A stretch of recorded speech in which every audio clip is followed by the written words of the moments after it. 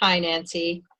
So for those of us who don't know where you've been, when did you leave? When did you come back?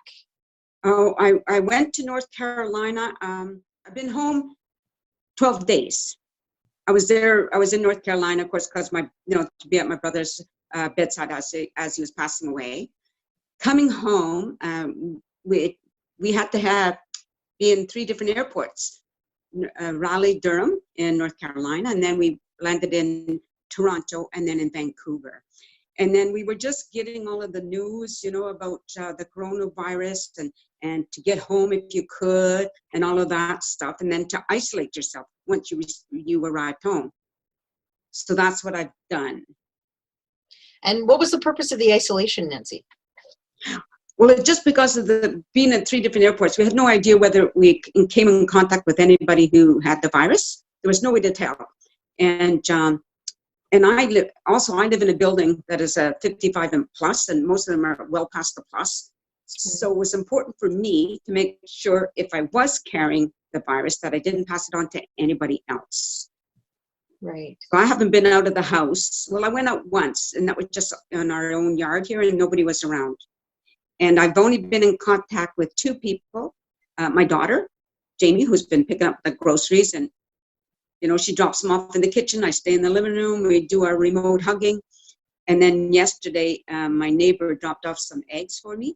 And I answered the door wearing gloves, paid for the eggs, wearing gloves. I did use gloves to put the money in the envelope and all that stuff. So just that, we gave it to her.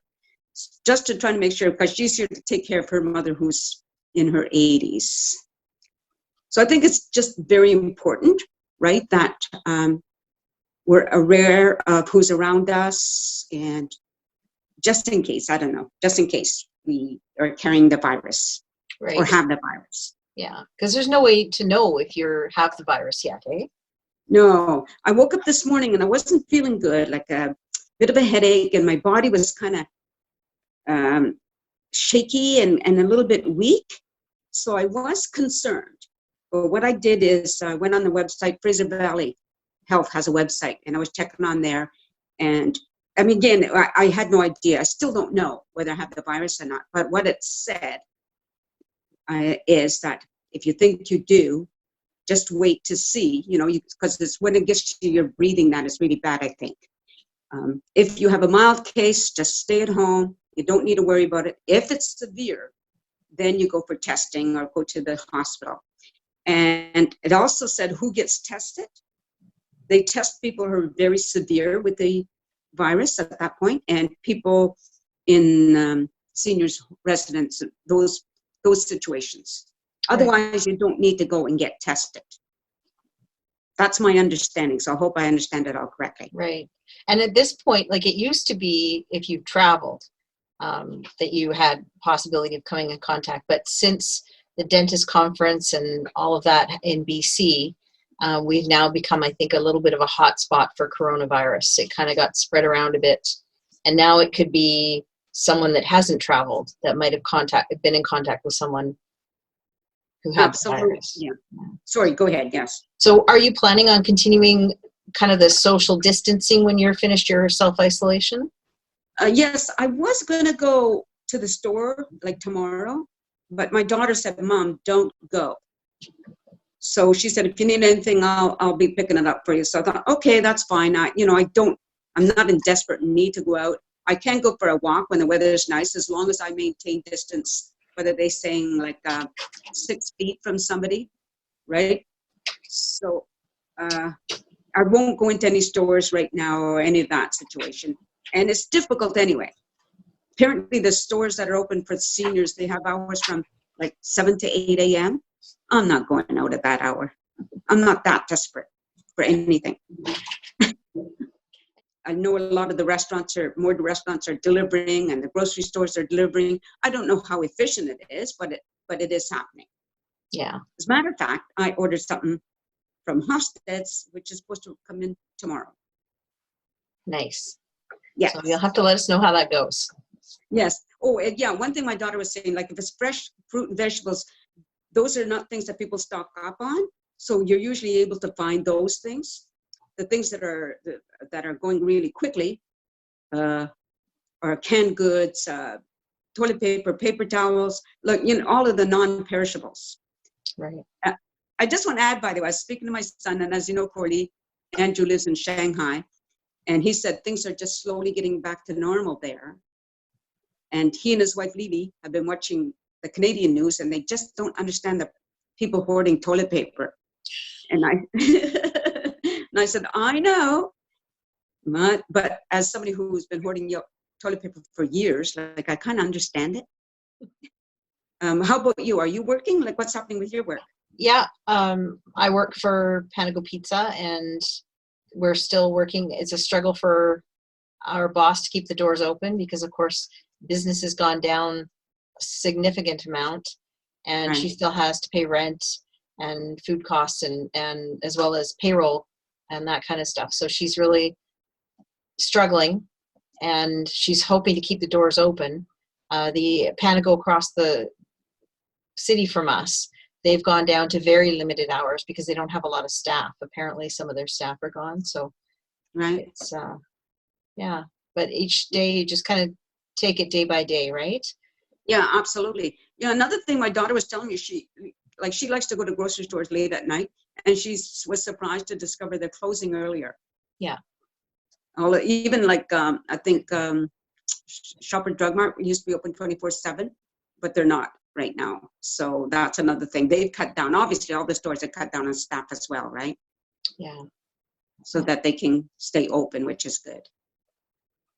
But they're still getting deliveries, so kudos to the truck drivers for bringing in the food. Yeah. And that social distancing thing takes a bit of getting used to, because I know when I deliver a pizza, a lot of people now pay online, which is great, because then I don't have to hand them a machine. I don't have to be in their space at all. And I just go take the pizza out, put it on the doorstep, ring the doorbell, and off I go. And I wait to see them. I wait by my car and make sure they get their pizza, kind of thing. So but getting used to doing that was really hard, because Yeah, I bet. we're so used to being in people's space and handing them machines and handing Yeah. them pizzas. Well, yeah, and that's why, that personal service, you would sometimes get tips, whatever, right? Yeah. So that must have changed for you. Yeah. We don't handle cash at all anymore. Right. Because Right. of course cash is a main source of dirt. It doesn't get cleaned. People don't sanitize their money very often. So that we're not handling cash at all. So it's always cards now. And it's really nice when people can pay online, because it makes it so much more simpler and much easier to do that social distancing, for sure. Yeah. But when I am going to see someone with a machine, we have an alcohol swab. We clean the machine entirely before we hand it over in front of them, because I do all my inputting first, and then I hand it over to them after I clean it. And then after I take it back to the car, I have another disinfectant that we use, and I spray that on a paper towel and then wipe the machine down again, wipe my steering wheel, wipe my driving column, all that stuff before I go back into the store. So that way I'm not bringing stuff from the outside into the store either. And then as soon as we get in the store, we're supposed to wash our hands again. So I want to question, since you have your nurse's background, like, what do you know about the virus, and what are we doing right? What are we doing wrong? Any advice? You got to just try and stay in the best health you can. So that means eating greens, eating vegetables, exercising when you can. But viruses can stay in the body up to 3 weeks. They can kind of stay in a host, because viruses aren't like bacteria. They can't multiply outside of a host. So they need a human body to be able to multiply. And it can take up to 21 days. And that's why India has now done their lockdown. They've done it for 21 days. Someone was asking me how come it's not just 2 weeks. They're doing it for 21. And that's because the lifespan of a virus maxes out at about 21 days. Yeah. An interesting thing that's happened to me, like, I have no problem not going out normally. But right now, because I shouldn't go out, I want to go out. Mary Jean, who is actually the council secretary, treasurer rather, has cleaned all the buttons in the elevator, and I've even cleaned my doorknob, inside at the front, the back, for when my daughter comes. Yeah. Disinfecting that just in case, because I don't know for her whether she's carrying anything around or not.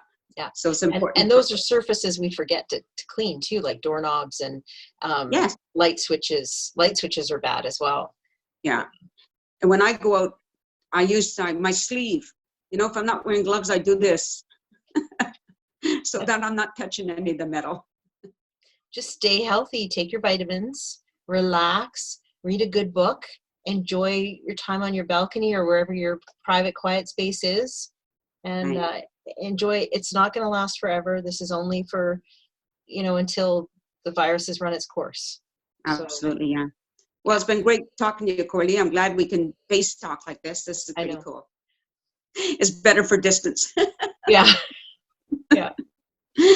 Well, okay, Corley, thanks so much for doing this with me. I appreciate it. And to everybody who's watching this, please stay healthy, stay in. If you don't have to go out, don't go out.